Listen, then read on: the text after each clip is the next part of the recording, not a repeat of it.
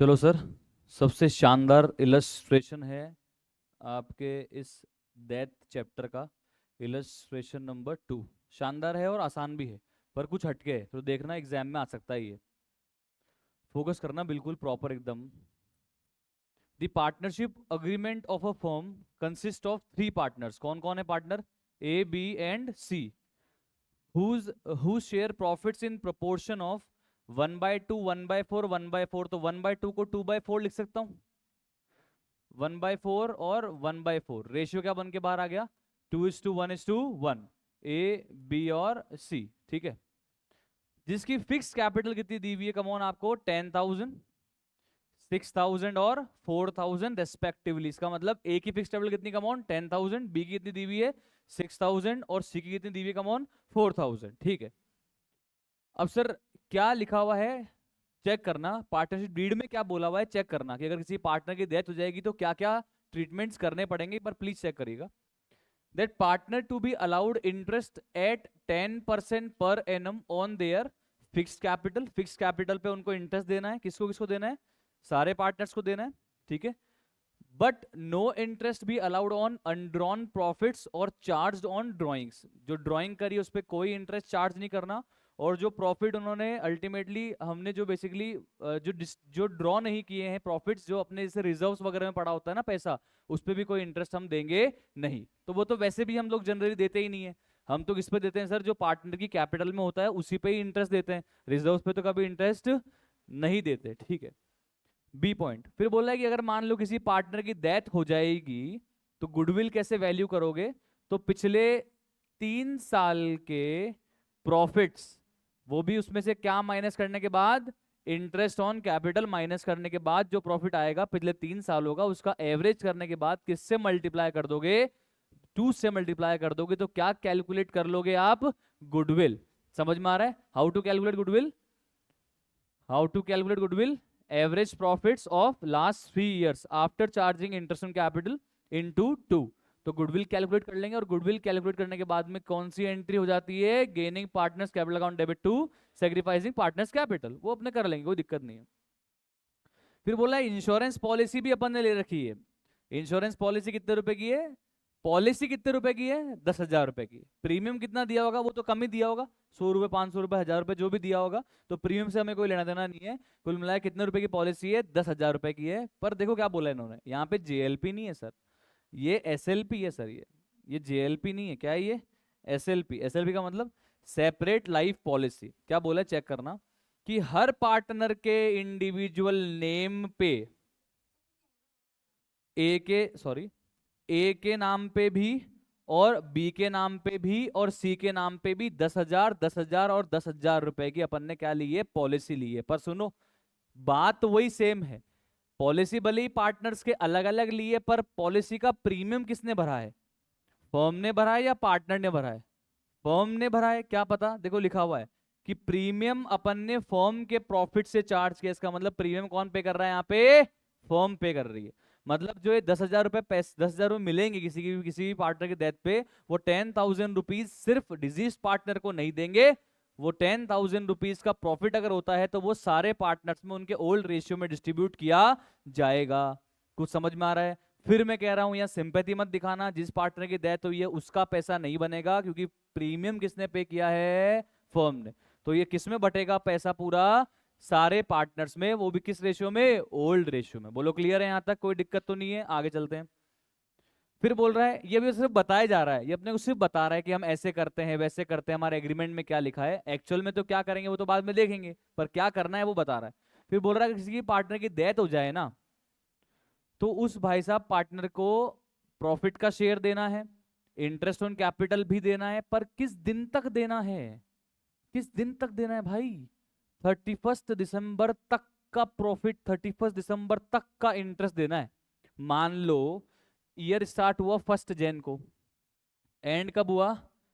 And कब होगा? 31 दिसंबर को।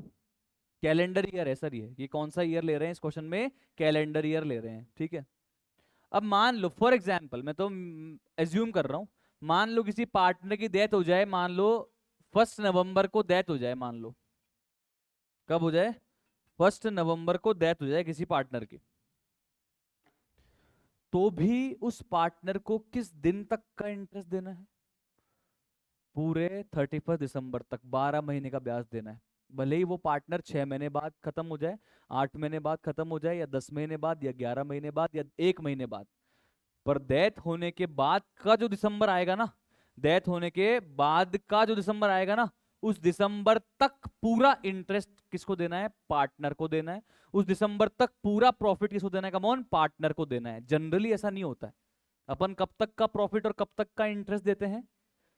जिस दिन तक डेथ हो जाती है। यस और नो? यहां पे खुद ही बोल रहा है कि जिस दिन डेथ होगी उसके बाद वाला 31 दिसंबर। कहां लिखा है बाद वाला? फॉलोइंग का मतलब क्या होता है? बाद में। हेलो, फॉलोइंग का मतलब क्या होता है? बाद में।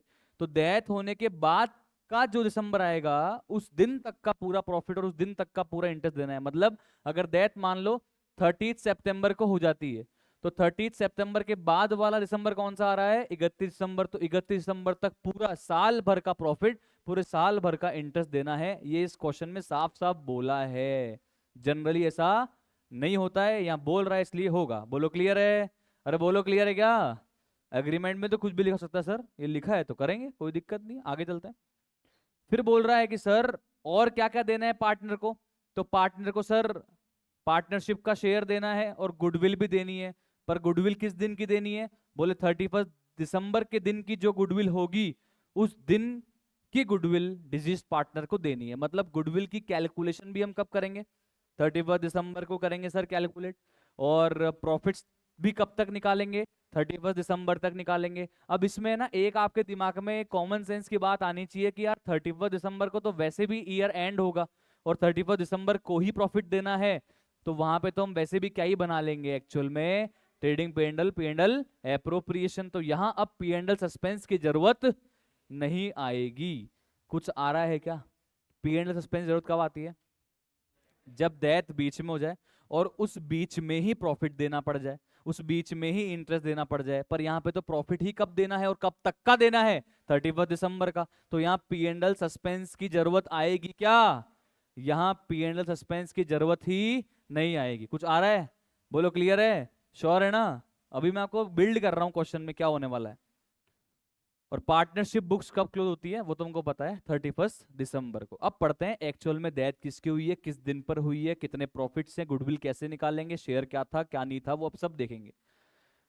डेथ हो जाती है सर यहाँ पे किसकी? ए की। ABC में डेथ किसकी हो गई? ए की। कब हुई डेथ? 30 सितंबर 2022। ठीक है।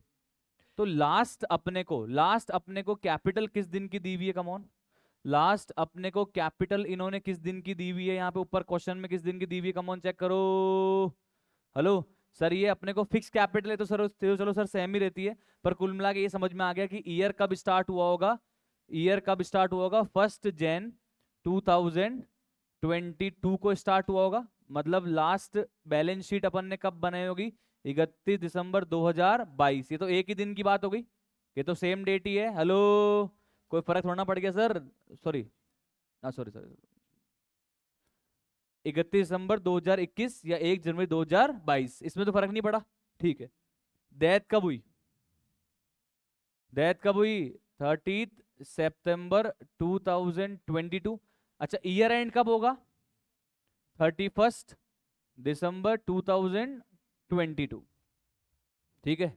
कायदे से कितने महीने का प्रॉफिट देना चाहिए था? कायदे से कितने महीने का प्रॉफिट देना चाहिए था? 9 मंथ्स। पर क्वेश्चन में क्या लिखा है, अग्रीमेंट में क्या लिखा है? पूरे 12 महीने। कायदे से कितने महीने का इंटरेस्ट देना चाहिए था? 9 मंथ्स। पर क्वेश्चन में क्या लिखा है? पूरे 12 महीने का देना है। कुछ आ रहा है क्या? अरे बोलो। और 12 महीने का देना है मतलब देना है किस दिन है? 31 दिसंबर के दिन। तो 31 दिसंबर के दिन तो एक्चुअल में क्या ही बना लेंगे? Trading P&L appropriation. इसलिए P&L सस्पेंस की रिक्वायरमेंट नहीं आएगी। कुछ आ रहा है?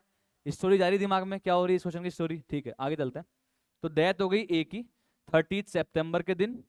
और लास्ट ईयर की बैलेंस शीट, लास्ट ईयर की बैलेंस शीट में यानी कि 31 दिसंबर 2021 की जब बैलेंस शीट बनाई होगी तो ए का करंट अकाउंट का बैलेंस कितना था? कितना था? कितना था? Come on, 450। ठीक है। और फिक्स्ड तो कितना है? फिक्स्ड तो कितना है ए का 10,000, कोई दिक्कत नहीं है। And from that date to the date of death he had withdrawn 3,000 from the business. मतलब 31 दिसंबर 2021 से लेकर 30 सितंबर 2022 तक इस 9 महीनों में भाई साहब ने कितनी ड्राइंग करी है? 3,000 रुपीज की ड्राइंग करी है। एक बात बताइए, ड्राइंग करी है तो क्या हम उस ड्राइंग पे कोई इंटरेस्ट चार्ज करेंगे? क्यों नहीं करेंगे? ये क्वेश्चन में मना करा है तो ड्राइंग पे इंटरेस्ट चार्ज नहीं करेंगे। बट क्या इंटरेस्ट ऑन कैपिटल देंगे? हाँ, किस पे? फिक्स कैपिटल पे या करंट करंट अकाउंट पे? फिक्स कैपिटल पे। और कितनी है वो? 10,000। 9 महीने का देंगे या पूरे साल भर का? पूरे साल भर का। क्यों? क्वेश्चन में लिखा हुआ है, समझ में आ रहा है ना? क्वेश्चन में लिख के दिया है तो टेंशन क्यों है सर? आगे चलते हैं। तो बोल रहा है रिकॉर्ड, एक कुछ अनरिकॉर्डेड लाइबिलिटी है, डिसाइड किया रिकॉर्ड करना है, पे करना है, ठीक है वो तो बात की बात देख लेंगे। अब ये बताओ सर, हमको तो यहाँ पे गुडविल भी कैलकुलेट करनी है और हमको यहाँ पे प्रॉफिट्स भी कैलकुलेट करने हैं। तो भैया ये बता रहा है कि 2021 में कितना प्रॉफिट हुआ था अपने को? 7640। 2020 में कितना प्रॉफिट हुआ था उसके पहले? 6720। और उसके और पहले कितना प्रॉफिट हुआ था? 9640। अपने को गुडविल की कैलकुलेशन करने के लिए कितने साल का प्रॉफिट चाहिए? 3 साल का। वो भी कौन से साल का? बोले जिस ईयर में डेथ हुई है ना सर, उसके पहले के। कहा लिखा पहले? प्रीसीडिंग का मतलब डेथ कब हुई है? 2022 कैलेंडर ईयर में। इसके पहले 2021, उसके भी पहले 2020, उसके भी पहले 2019। तो हमको डेथ वाले ईयर का प्रॉफिट कंसिडर करना है क्या गुडविल की कैलकुलेशन करने के लिए? बोलो भाई। नहीं करना? तो कौन से ईयर का प्रॉफिट कैलकुलेट करना है? डेथ होने के पहले के दिसंबर वाले प्रॉफिट्स पे, वो भी 3 साल। मतलब 21। बेटा बात कर ले। नहीं, एकलव्य घर से फोन नहीं लाया क्या तुम? एक बार बात कर ले, कुछ अर्जेंसी दिखती है, घरों बुला रहे हैं। चलो, तो 2021 के पहले 31 दिसंबर 2021, 31 दिसंबर 2020, 31 दिसंबर 2019, ये 3 साल का प्रॉफिट लेना है, उसका एवरेज करना है और उसको मल्टीप्लाई करना है किससे? कम ऑन 2 से। क्या आ जाएगी? गुडविल। कुछ समझ रहे हो? हेलो? क्वेश्चन में कह रहा है वैसे वैसे कर रहा हूं, उसमें तो क्या टेंशन है? आ जाओ कॉपी में करते हैं। तो मैंने ये बना लिया ए का कैपिटल अकाउंट, क्योंकि ए की डेथ हो रही है यहाँ पे, तो ए का कैपिटल अकाउंट मैं बनाऊंगा यहाँ पे, ठीक है। और ए के कैपिटल अकाउंट में लास्ट में जो बैलेंस आएगा, अगर क्वेश्चन कहेगा पे करना है पे कर दूंगा, और क्वेश्चन कह रहा है पे नहीं करना है तो एग्जीक्यूटिव अकाउंट में डाल के ट्रांसफर करके खत्म कर दूंगा। सिंपल है। आ जाओ। तो अपन यहाँ पे वर्किंग नोट बनाते हैं। Calculation of, calculation of goodwill.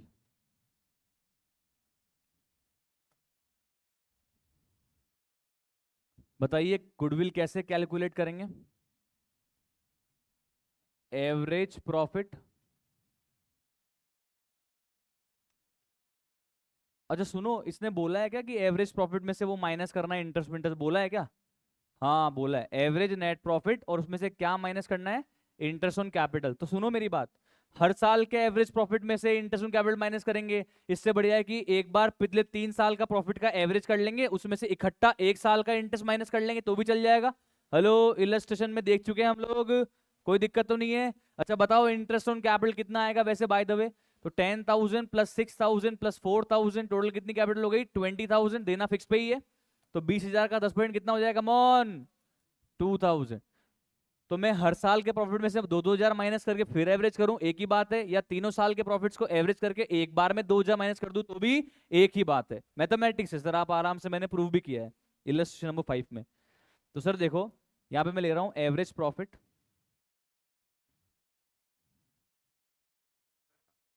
हाँ, क्या हो गया?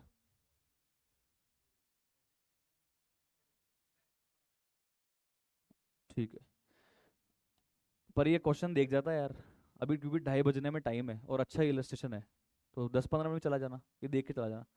आफ्टर इंटरेस्ट ऑन कैपिटल लेना है अपने को। और वो भी कौन से ईयर्स का एवरेज करना है? Average profit after interest on capital of 2019, 2020 and 2021। मैंने इसको लैंग्वेज में लिख दिया। और उसके बाद एवरेज करके किससे मल्टीप्लाई कर देंगे? नंबर ऑफ ईयर्स परचेज से। और वो कितना दिया हुआ है अपने को? कितना दिया हुआ है? Come on, 2। क्वेश्चन में चलना एकदम बहुत इजी है। तो देखो सर, 2019, 20 और 21 के प्रॉफिट्स बताओ पहले तो आप मेरे को क्या है। 2019, 20 और 21, 9640, 6720 और 7640 लिखता हूं मैं यहाँ पे। 9640 प्लस 6720 प्लस 7640 डिवाइड बाय 3। और इसमें से क्या माइनस करेंगे? क्या माइनस करेंगे? क्या माइनस करेंगे? Interest on capital. और फिर किससे मल्टीप्लाई कर देंगे भाई साहब? 2 से। आया? अरे बोलो, समझ में आ रहा है? लिख भी रहे हो? बताओ कितना आ गया एवरेज? सिर्फ एवरेज बताओ। Total 8000, average 8000। 8000 में से गए 2000 और मल्टीप्लाई कर दिया नंबर ऑफ ईयर परचेज से जो कि है 2। कितना आ जाएगा मोन? तो ये 12,000 की आ गई मेरी गुडविल। आया? अरे बोलो, आया कि नहीं आया? श्योर है आया? किसकी डेथ हुई यहाँ पे? ए की। डेथ होने के बाद कौन कौन बचे हैं अभी? बी और सी। बचने के बाद में बी और सी का रेशियो चेंज हो रहा है क्या? चेक करो। रेशियो चेंज हो रहा है क्या? चेक करो। क्योंकि रेशियो चेंज होगा तो फिर मुझे क्या कैलकुलेट करना पड़ेगा? गेनिंग शेयर और सेक्रीफाइसिंग शेयर। तो सर यहाँ पे आप कह रहे हो कि रेशियो रेशियो चेंज नहीं हो रहा। ठीक है, कोई दिक्कत नहीं है। अगर रेशियो चेंज नहीं हो रहा तो मुझे ये बताओ कि ए के जाने के बाद बी और सी किस रेशियो में आपस में प्रॉफिट और लॉस डिस्ट्रीब्यूट करेंगे? 1:1। तो इनका गेनिंग रेशियो भी क्या है? 1:1। यस और नो? तो B and C will compensate to A in which ratio? Gaining ratio, which is 1:1. Entry would be B's capital account debit, C's capital account debit to A's capital. लिखो, notes में लिख लो adjustment entry. देखो लिख लो, ये सब बहुत काम आएगा आपके एग्जाम के 2-4 दिन पहले पढ़ोगे ना, ये कॉन्फिडेंस देंगे आपको notes. B's capital account debit. और अभी भी आपके पास जब जब टाइम रहता है ना सर, तो आप है ना रिवीजन करें। बिल्कुल भी टाइम वेस्ट ना करें घर पे जाने के बाद, क्योंकि आपके पास ऑलरेडी टाइम लिमिटेड है, मतलब सफिशिएंट टाइम है अपने पास। बीस capital account debit, C's capital account debit to S capital.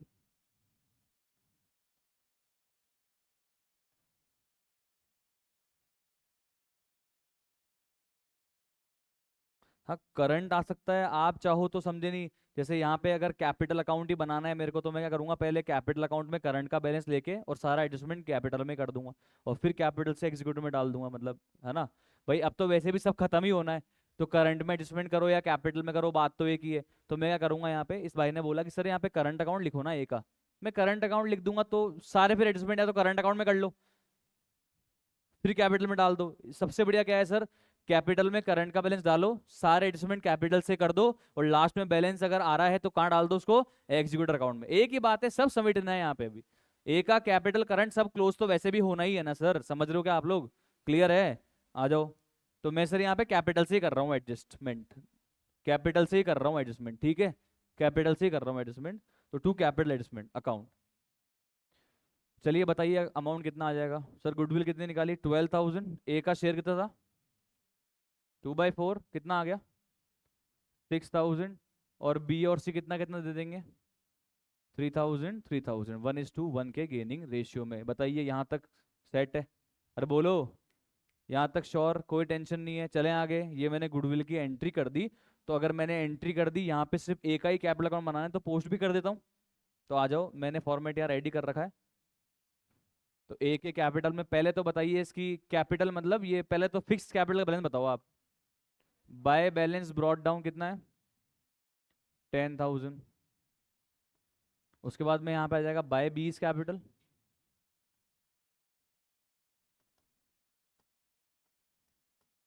3,000। और बाय सीज कैपिटल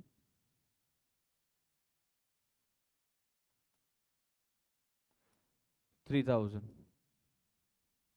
आया। ओपनिंग बैलेंस लिख दिया मैंने फिक्स कैपिटल वाला, और मैंने क्या करा, गुडविल की एडजस्टमेंट एंट्री भी पोस्ट कर दी। ठीक है, चलें आगे, क्लियर है।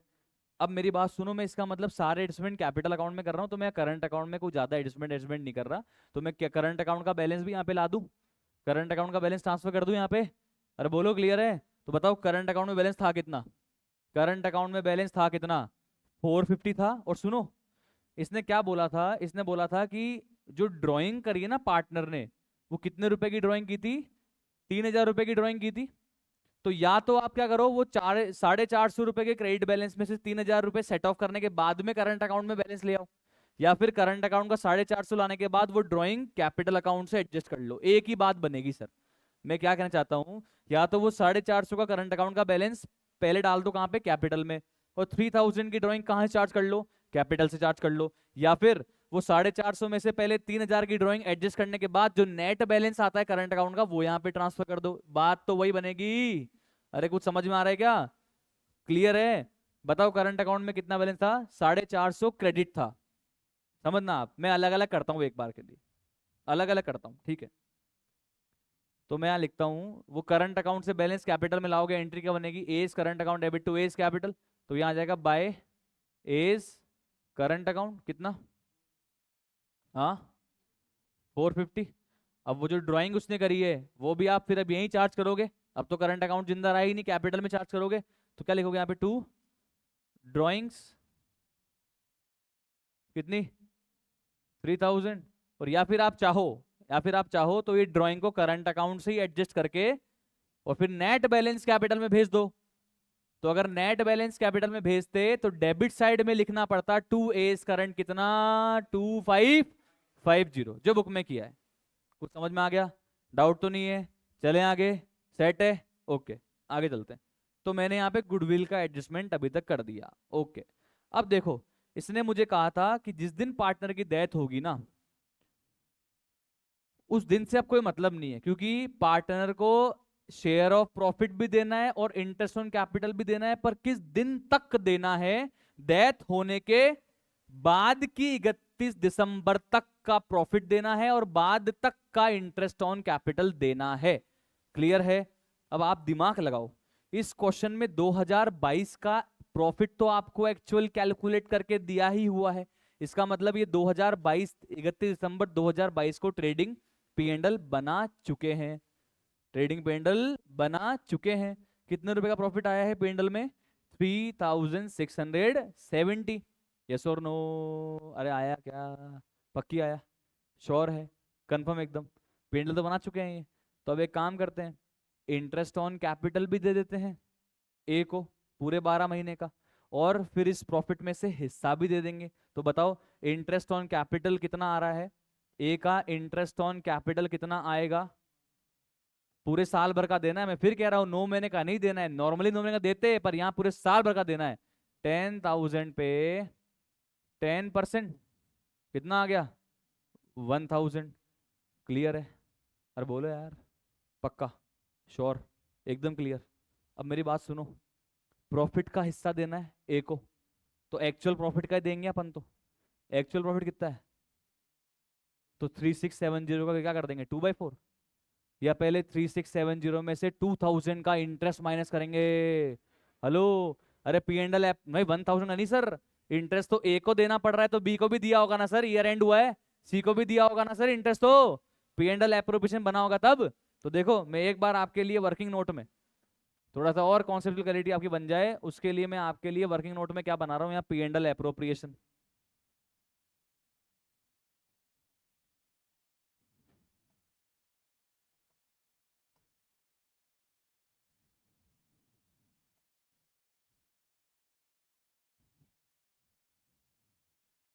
पी&एल एप्रोप्रिएशन में बताओ, पी&एल से कितना पैसा आया होगा बाय पी&एल अकाउंट, 3670। इंटरेस्ट देना है ना, इंटरेस्ट देना है ना, किसी को देना है, तीनों पार्टनर को देंगे, एक को तो चलो देना ही है, एक की डेथ हुई है, पर बी और सी भी जिंदा है तो वो भी तो इंटरेस्ट लेंगे भाई। वो भी तो इंटरेस्ट लेंगे, नहीं लेंगे? वो लेंगे। तो 2, अब मैं इंटरेस्ट ऑन कैपिटल लिख सकता हूँ यहाँ पे, या फिर directly 2A capital, 2B capital, 2C capital भी लिख सकता हूँ अगर आप नेट एंट्री करते हो तो सर 2A कैपिटल, कितना इंटरेस्ट, कितना इंटरेस्ट, 1000 IOC है ये सारा। 2B कैपिटल 6000 का 10%, 600, और 2C कैपिटल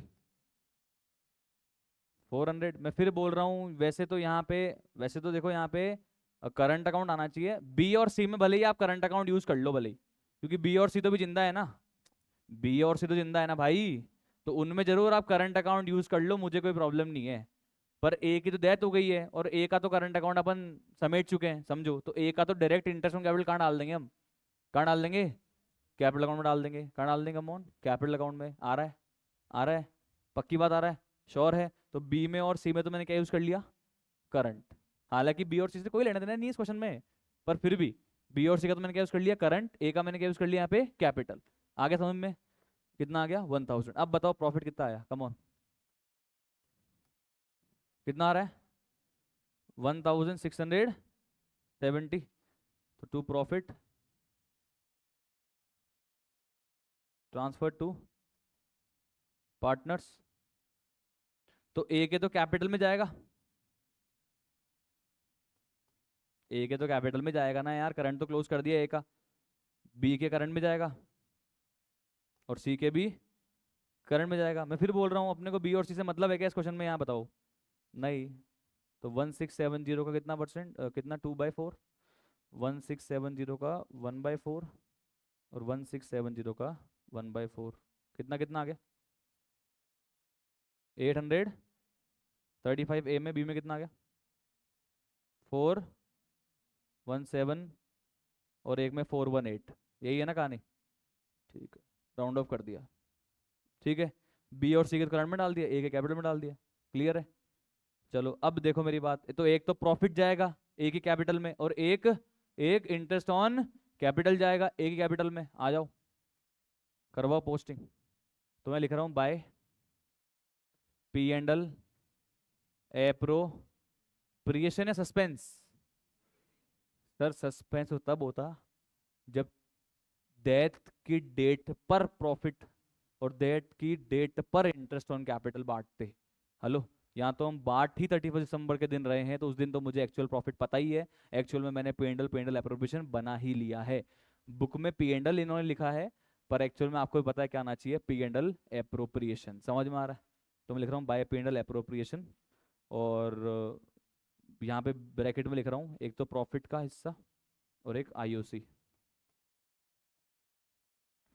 कितना कितना हो गया, आईओसी तो 1000, प्रॉफिट कितना हो गया, 835, टोटल कितना हो गया, 1835। समझ आ रहा है क्या? अरे बोलो, कोई दिक्कत कॉन्सेप्चुअल?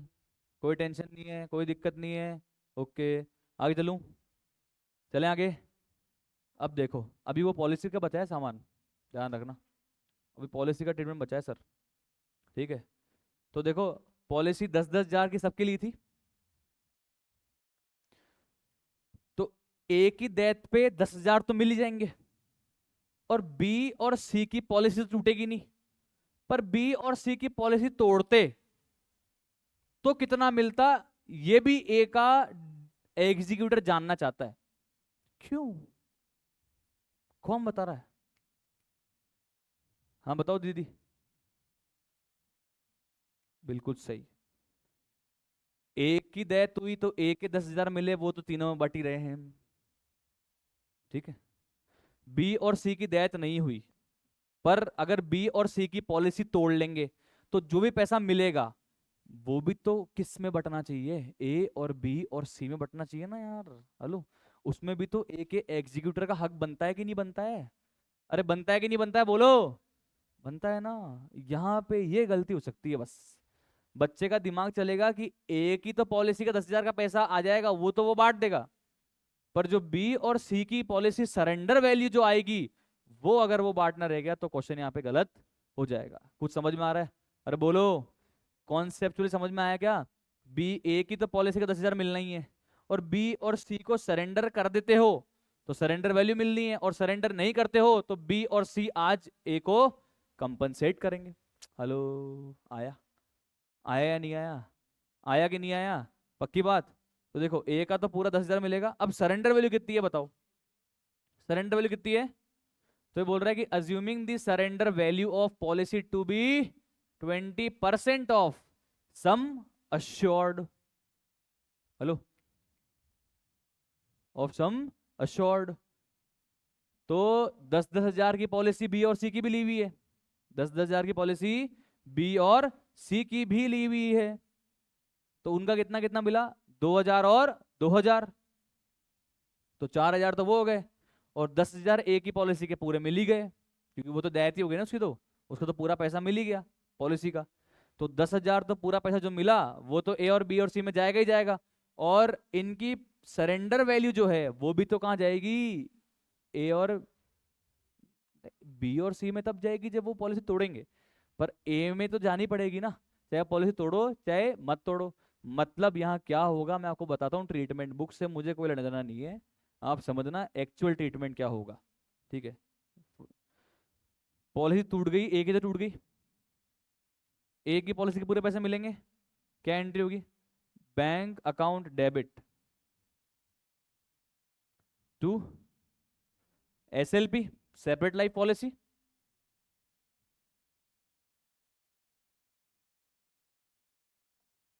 देखो समझ लेना इस क्वेश्चन को, बहुत ही अच्छा क्वेश्चन होता है ये। 10,000 10,000, हेलो, 10,000 10,000, ये पैसा किस में जाएगा? ए में भी, बी में भी और सी में भी। Yes sir. अगली एंट्री बताओ। S L P account debit 10,000 to A के, तो कैपिटल में जाएगा, करंट तो खत्म कर दिया मैंने इसका, करंट तो मैंने खत्म कर ही दिया। कितना? बी और सी का तो जिंदा है करंट, तो to B is current account. हालांकि मैं फिर कह रहा हूं मुझे बी और सी से कोई लेना देना नहीं है, बट बता रहा हूं होता क्या।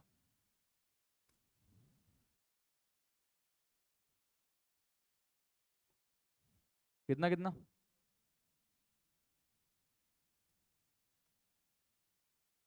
यहां तक कोई चिंता, कोई टेंशन नहीं है। अब सुनो मेरी बात, बी और सी सरेंडर करें मतलब बी और सी एक्चुअल में तोड़ लेंगे क्या पॉलिसी?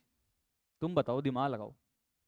बी और सी तो जीवित ही है, बिजनेस आगे कंटिन्यू करेंगे, तो अपनी पॉलिसी तोड़ लेंगे वो थोड़ा ना तोड़ेंगे, वो तो एक ही एग्जीक्यूटिव बोलेंगे भाई यार तोड़ते तो कितना मिलता तेरे को वही चाहिए ना, तो तोड़ते 4,000 मिलता, तू तेरा 4,000 में हिस्सा ले फ्री होना यार, तू हमें क्यों तोड़ रहा भाई? समझो ना, हम क्यों पॉलिसी तोड़े भाई हमारी, हम क्यों तोड़े हमारी पॉलिसी? हाँ, आपको पैसा लेना है, आप ये मानो कि अगर हम आज पॉलिसी तोड़ते तो कितना मिलता फर्म को, कितना मिलता? 4,000 मिलता, तोड़ी नहीं है, 4,000 मिलता तोड़ते तो आप तो वो 4,000 में से अपना हिस्सा लेके फ्री हो जाओ, खुश रहो ना यार। तो कहने का मतलब क्या है कि जो सरेंडर वैल्यू आएगी ना बी और सी की पॉलिसी की, 4,000 रुपए, उसका क्या कर देंगे हम? कौन बता रहा है क्या कर देंगे उसका हम? क्या करेंगे उसकी हम एंट्री, क्या करेंगे? गेनिंग टू सेक्रीफाइसिंग, बिल्कुल परफेक्ट। क्या करेंगे उसकी हम? गेनिंग टू, अरे याद करो, जब पार्टनर्स रिजर्व को डिस्ट्रीब्यूट नहीं करना चाहते तो क्या करते हैं? Gaining to sacrifice. जब पार्टनर असेट्स को रीवैल्यू नहीं करना चाहते तो भी क्या करते हैं? Gaining to sacrifice. तो यहां पे भी क्या करेंगे? आया या नहीं आया? आया कि नहीं आया? पक्की बात? श्योर है? भाई एक ही पॉलिसी का तो पैसा मिल ही गया, तो वो तो आया पैसा बांट दिया, कोई दिक्कत नहीं है। अब बी और सी को थोड़ा ना तोड़ेंगे यार, बी और सी को सरेंडर तो एक्चुअल में कर ही नहीं रहे, तो पैसा तो एक्चुअल में तो 4,000 आएगा ही नहीं, पर तोड़ते हुए 4,000 का फायदा होता, और 4,000 का फायदा होता तो उस 4,000 की एंट्री कौन सी कर देंगे? Gaining to sacrificing partners capital. आया? अरे बोलो, श्योर है? कंफर्म एकदम? तो देखो ये एंट्री लिख ली ना आपने, ये बहुत जरूरी कंपल्सरी एंट्रीज है ये। ठीक है, बुक में नहीं लिखी हुई है, ये बुक में अलग तरीके से किया हुआ है, भगवान मान ली कैसे किया हुआ है, अपन ऐसे करेंगे भाई। अरे बुक वालों ने क्या किया रे, बुक वालों ने क्या किया, bank account debit to P and L appropriation कर दिया, तो अगली entry P and L appropriation account debit to A to B to C हो गई। बुक वालों ने इसलिए सारा ट्रीटमेंट कहाँ से कर रखा है, पी एंड एल एप्रोप्रिएशन से कर रखा है। मान लो आप, अपन ने क्या किया, एसएलपी को अलग रख दिया। अपन ने bank account debit to SLP, SLP account debit to A to B to C. Hello, इसलिए अपन क्या लिखेंगे अभी ए में, बाय एसएलपी। सिंपल है। अगर पी एंड एल एप्रोप्रिएशन के थ्रू जाता तो क्या लिखते, by P and L appropriation. Hello, आ रहा है क्या, पक्की? सिंपल है ना यार, टेंशन नहीं लेने का। आ जाओ। अपन जो ट्रीटमेंट कर रहे हैं वो भी सही है, बुक में जो करा हुआ है वो भी सही है, पर थोड़ा सा कंफ्यूजन हो जाता है बच्चे को, इसलिए मैं अलग करा रहा हूँ आपको। थर्ड नोट, सरेंडर वैल्यू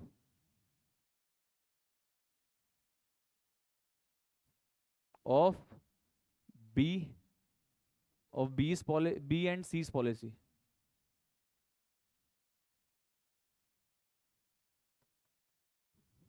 ये भी तो गेन है ना, कितना है बताओ? तो कैसे निकालेंगे हम निकालेंगे policy value of B and C का 20%, यस और नो? तो policy of value of B क्या है, 10,000। पॉलिसी वैल्यू ऑफ सी क्या है, 10,000 का 20% कितना आ गया, 4,000। अरे आया क्या? और इस 4,000 के अपन क्या कर देंगे, एडजस्टमेंट एंट्री, क्योंकि एक्चुअल में तो उन्होंने पॉलिसी नहीं तोड़ी होगी, हम ऐसा अज्यूम कर रहे हैं ऑब्वियसली। तो क्या एंट्री होगी यहाँ पे, 20 कैपिटल अकाउंट डेबिट,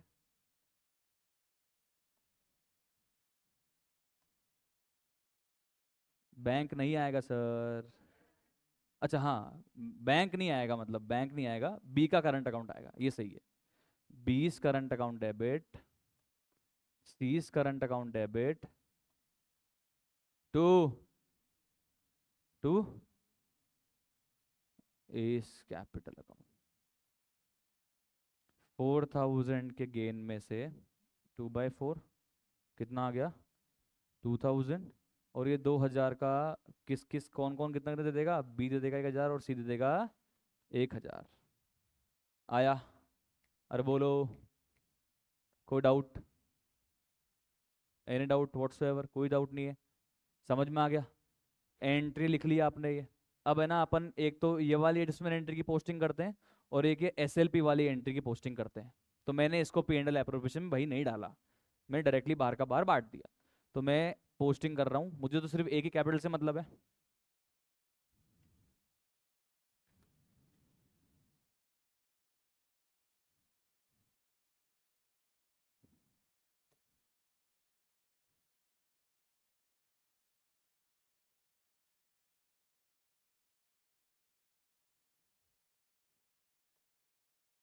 ये 3,000 क्या लिखा था अपन ने यहाँ पे, ये क्या था, गुडविल का था ना? तो फिर ये भी तो फिर 20 कैपिटल की जगह क्या आना चाहिए, करंट आना चाहिए ना फिर। यहाँ पे भी तो गलती कर दी अपन ने यार, ये भी तो क्या आएगा फिर, करंट ही तो आएगा, इसको सही कर लो है ना। तो एक तो मैं एसएलपी का भर डाल रहा हूँ, तो by SLP separate life policy. देखो आप चाहते तो इसको, आप कोई दिक्कत नहीं है, पीएनडल के थ्रू भी ला सकते हो, मुझे कोई प्रॉब्लम नहीं है। मैंने अलग रख दिया इसको। कितना आ रहा है, कितना आ रहा है, 5,000। और वो सरेंडर वैल्यू का एडजस्टमेंट तो बाय 20 करंट और बाय सीज करंट। कितना कितना,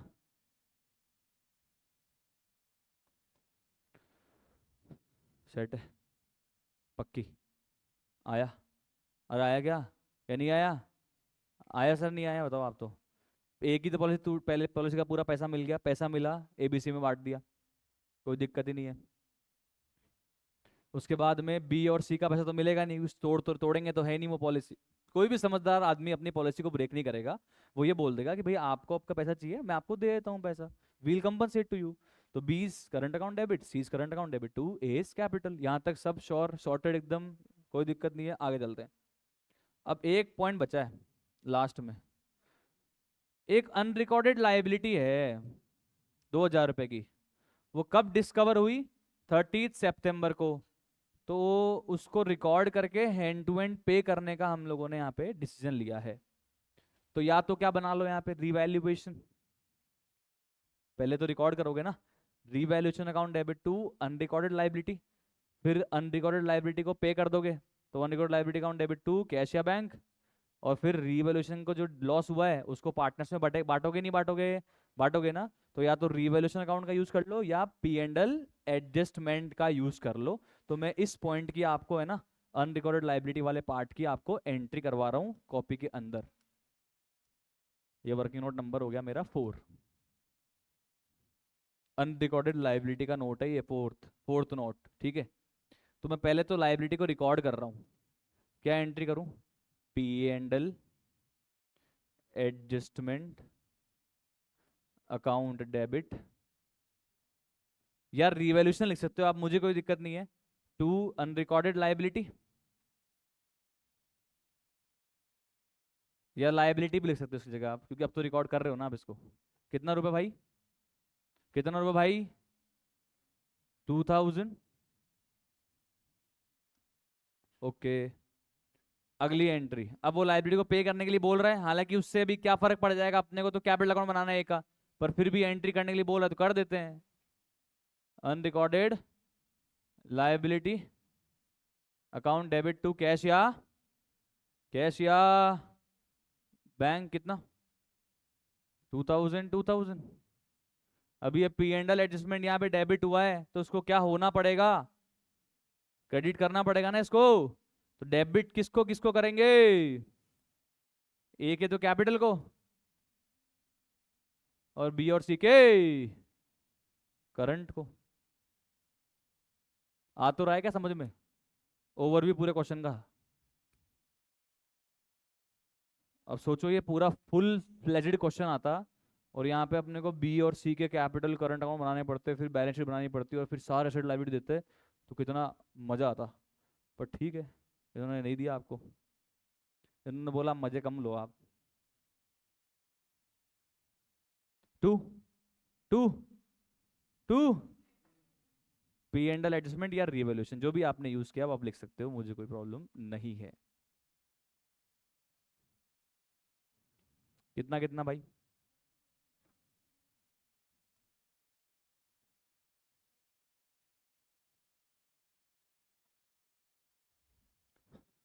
आया? और आया क्या? बोलो, समझ में भी आया क्या? चलो अब इसकी पोस्टिंग करवा दो एक ही कैपिटल में। लिख लिया सबने? सबने लिख लिया? ये जो बातें हैं ना वो भी लिख लेना, अगर आपको समझ में नहीं आ रही है तो लिख लेना बातें आप ना, ये क्या कर रहे हैं अपन, क्या नहीं कर रहे हैं, अपने नोट्स बनाना आप अपनी बुक में, ताकि आप एग्जाम में पढ़ो ना तो आपको दिक्कत नहीं आए। और अदरवाइज तो मैं ये वीडियो तो अपलोड कर ही दूंगा यूट्यूब पे, यू कैन चेक दिस। कितना आ गया? सॉरी, कितना आ गया? 1000।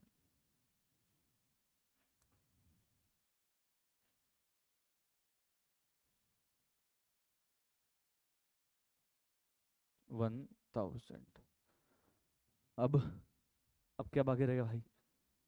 पेमेंट पेमेंट कर रहा है क्या? तो वैसे भी हम तो एग्जीक्यूटर अकाउंट में डाल के ही फिर पेमेंट पेमेंट करते हैं, तो कायदा तो ये कहता है जो भी बैलेंस आए इसको कहाँ पे निपटा देने का, एग्जीक्यूटर अकाउंट में, और पेमेंट पेमेंट करना है तो वहाँ करो, और पेमेंट नहीं करना है तो वहाँ देखो भैया, ब्याज व्याज लगाना है एग्जीक्यूटर अकाउंट में लगाओ, यहाँ कुछ नहीं लगता है।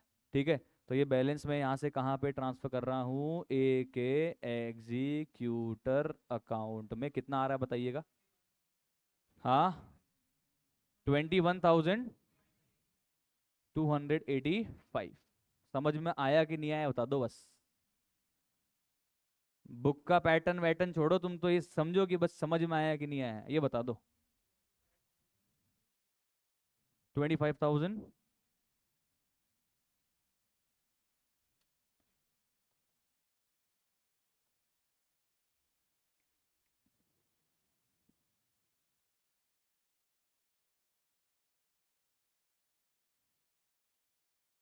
टोटल में फर्क आ रहा है ना? हाँ, तो अपन ने एडजस्ट करके नहीं डाला था, इन्होंने एडजस्ट करके डाल दिया था, उसमें क्या हो गया, आंसर वही आ रहा है दीदी, उस पर देखो, टेंशन नहीं। ओके, क्लियर है, कॉन्सेप्चुअली क्लियरिटी है ना। तो आईसीए का आंसर देखोगे तो घूमते फिरोगे, यार ये क्या कर दिया, पीएनडल के थ्रू कैसे आ रहा है भाई। यार एक बात बताओ, मतलब ये तो उन्होंने हद ही कर दी यहाँ पे यार, ये कैसे डाल दिया इन्होंने पीएनडल के थ्रू, मतलब मैं तो समझ ही नहीं पा रहा। भाई तू पीएनडल के थ्रू 5,000 डाल,